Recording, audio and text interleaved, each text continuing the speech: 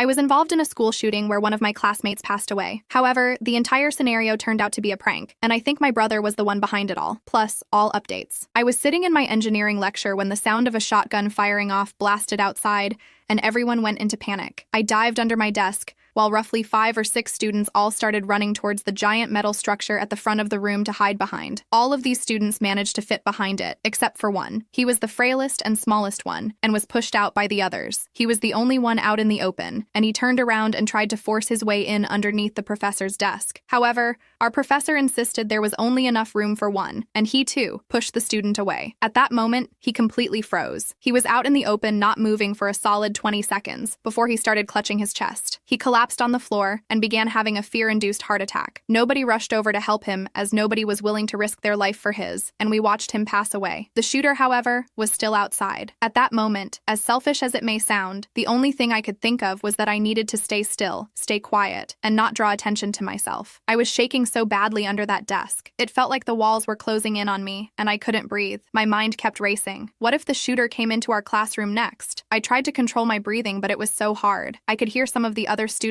around me crying and whispering prayers under their breath. Minutes passed, but they felt like hours. As I'm crouched under the desk, trying not to lose it completely, my phone starts going nuts in my pocket. I can hear the same thing happening all around the room. Everyone's phones were buzzing like crazy. I pulled out my phone and checked the screen. There's this flood of notifications, text after text, coming in from friends, classmates, and even my parents. The first one was from my roommate, asking if I was okay because she heard there was a shooter on campus. Then another one popped up from some classmate I barely talked to, warning me to stay inside. And then there's the one from my mom, which just hits me like a ton of bricks. Please tell me you're okay. There's a shooter at your school. I'm so scared. Please call me as soon as you can, she said. Everyone was saying there was a shooter near the Humanities building, which was the exact building we were in. I looked around the room and saw the same fear on everyone's faces. We were all huddled under our desks, staring at our phones. Some people are texting like crazy, trying to let their families know they're okay, while others are just sitting there, frozen in fear. I quickly texted my mom back to let her know I was okay, and would call her when I could. Eventually, the sound of sirens filled the air. Campus security and the police stormed the building. I could hear them shouting, their footsteps echoing through the halls as they cleared each room. When they finally got to our classroom, the relief I felt was so intense that I almost cried. They gave the all clear, telling us it was safe to come out from under our desks. I was still trembling as I stood up. My legs felt like they were made of jelly. We all stumbled out of the room. The hallway was a mess. Students were everywhere, some of them crying, others just staring blankly ahead. It took a while for the police to explain that there was no shooter, and that the 2 gunshots we heard was an accidental discharge by a campus security officer responding to a false report. But by then, it didn't matter. The damage was done. Our classmate was dead, and the entire campus was in shock. As soon as I could, I pulled out my phone and texted my brother Mark. He's also a student at the same university, and I needed to make sure he was okay. I texted him and asked if he was safe. It felt like an eternity before he replied, even though it was probably just a few seconds. He responded, and I could finally breathe. He said he was fine, locked down in another building, and asked if I was okay. I told him I was fine,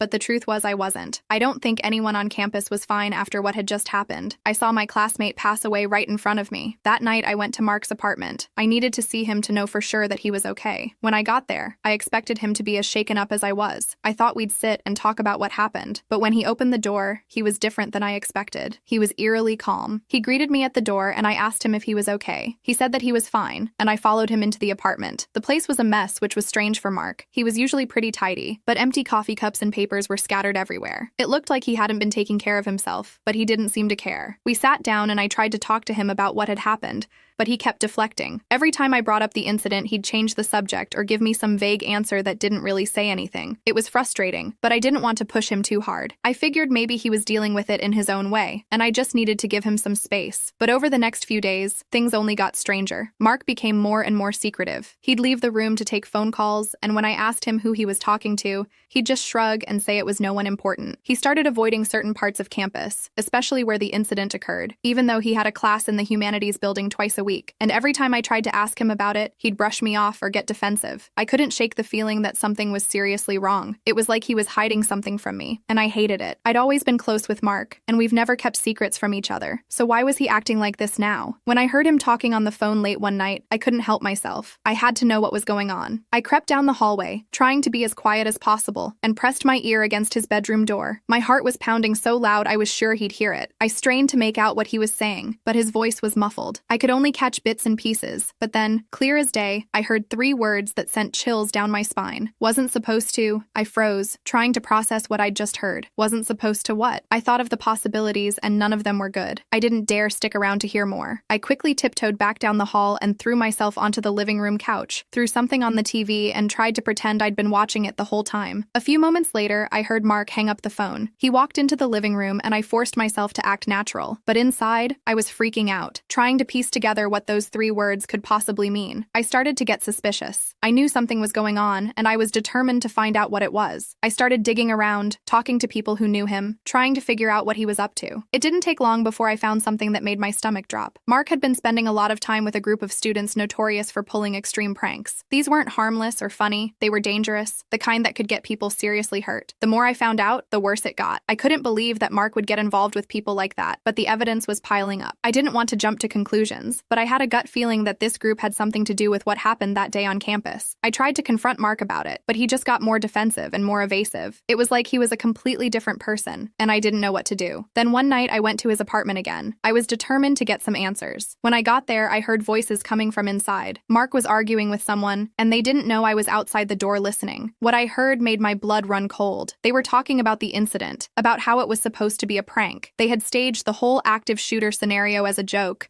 thinking it would be funny to cause chaos on campus. But things spiraled out of control when the campus security officer fired his gun, and Ryan had a heart attack. They never meant for it to go that far, but now someone was dead. I couldn't believe what I was hearing. My own brother had been involved in someone's death. I felt like I was going to throw up. I didn't know what to do. Part of me wanted to burst into the room and confront him right then and there, but another part of me was too stunned to move. I waited until the other student left before I walked in. Mark looked up at me. His face went pale when he saw the expression on mine. He knew that I had heard everything. I instantly asked him what the hell did he do and what was going on. He tried to explain and justify it, but nothing he said made it any better. He kept saying it was just supposed to be a prank, that they never meant for anyone to get hurt. But that didn't change the fact that someone had died because of what they did. My classmate was dead, and it was partly Mark's fault. I felt like I didn't even know him anymore. I don't know how he could be so reckless. I was furious with him, but more than that, I was devastated. I had always looked up to Mark. Growing up, he was the kid adults loved. He always did the right thing, even when no one was watching. He was the kind of person who would always stand up for what was right, even when it was hard, even when it meant putting himself on the line. The Mark I grew up with wouldn't have let things get this far, but somehow, somewhere along the line, something had changed. I was torn. Part of me wanted to protect him because he's my brother, and I love him, but another part of me knew that I couldn't let this go. What he did was unforgivable, and I knew that if I stayed silent, I would be just as guilty as he was. My classmate's family deserved justice, and the truth needed to come out, no matter how much it hurt. After a lot of sleepless nights and agonizing over what to do, I made the hardest decision of my life. I went to the authorities and told them everything I knew. It felt like a piece of me was being ripped out, but I knew I had to do it. I couldn't live with myself if I stayed silent. The fallout was brutal. Mark was expelled from the university, along with the other students involved in the prank. Some of them were even charged with criminal offenses. The campus was rocked by the scandal, and my family was devastated. My parents were ticked off with me. They couldn't understand why I had turned in my own brother. They blamed me for ruining his life. Now my family is basically torn apart. Mark won't speak to me, and my parents barely look at me. I've never felt so alone in my life. I keep asking myself if I did the right thing, but deep down, I know I did. Ryan didn't deserve to die, and I couldn't let Mark get away with what he did. But it's still hard. It's hard to know that I'm the one who tore my family apart. I've tried to keep going, focus on my studies, and move forward, but it's not easy. Everywhere I go on campus, I feel like people are whispering about me, like they know what I did. I felt like the backlash of the incident fell in my lap, and I was getting punished worse than Mark had. I'd become an outcast. I tried not to let it get to me. I knew that what I did was the right thing, even if it didn't feel like it sometimes. I haven't spoken to Mark since he left campus. I don't know where he is or what he's doing now, and honestly, I'm too scared to reach out. I'm terrified that he hates me, that he'll never forgive me for what I did. I keep telling myself that time will heal everything, and that eventually, my family will come around and understand why I did what I did. But right now, that feels like a distant dream. Update. It has been almost a year since I spoke to Mark, and I just found out that he has been sentenced to 4 years in prison. I found this out from my mother, who called me to tell me what a terrible sister I am, and that if I just kept my mouth, her son would still be a free man. It hurt a lot to hear that, and I just hung up on her after not saying anything. I'm trying to deal with this, but it's a lot.